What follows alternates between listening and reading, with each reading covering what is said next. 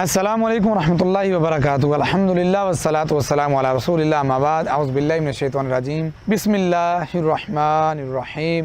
قال اللہ تبارک و تعالی فی القرآن المجید والفرقان الحمید، رحماء بینہم۔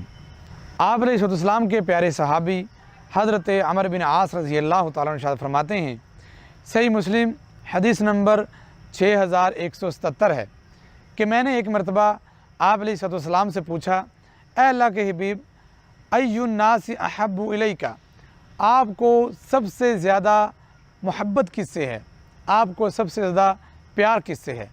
تو حضرت عمرو بن عاص فرماتے ہیں، آپ علیہ السلام نے ارشاد فرمایا، عائشہ تو مجھے سب سے زیادہ پیار حضرت سیدہ کائنات ام المؤمنین صدیقہ طیبہ طاہرہ فقیہہ عالمہ حضرت عائشہ رضی اللہ تعالیٰ عنہا سے۔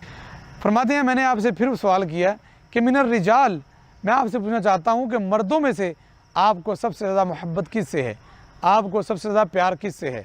فرماتے ہیں کہ آپ علیہ السلام نے آگے سے جواب دیا، ارشاد فرمایا، آپ فرماتے ہیں ابوہا، حضرت عائشہ کے باپ یعنی کہ حضرت ابوبکر صدیق رضی اللہ تعالیٰ عنہ سے مجھے سب سے زیادہ پیار ہے۔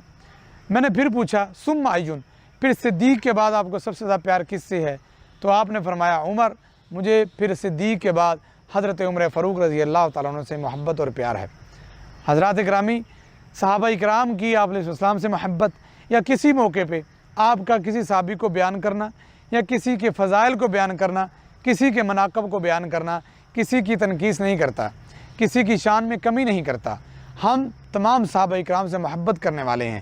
اہل بیت، آپ کی آل، آپ کے صحاب، آپ کے بنات، آپ کے ازواج، سب کے ساتھ عقیدت کرنے والا مسلمان ہی حقیقی مسلمان ہے اور اسی کا ایمان ہی مکمل ہے۔ ایسا شخص جو صحابہ اکرام یا بنات رسول یا آپ کے ازواج کے بارے میں کسی قسم کا دل میں بغض رکھتا ہے، دل میں دشمنی اور نفرت رکھتا ہے، ایسے بندے کا ایمان مکمل نہیں ہوتا۔ اللہ سے دعا ہے اللہ مجھے اور آپ کو اہل بیت، صحابہ رسول، بنات رسول، ازواج رسول تمام کا ادب اور احترام کرنے کی توفیق عطا فرمائے۔ آمین ثم آمین۔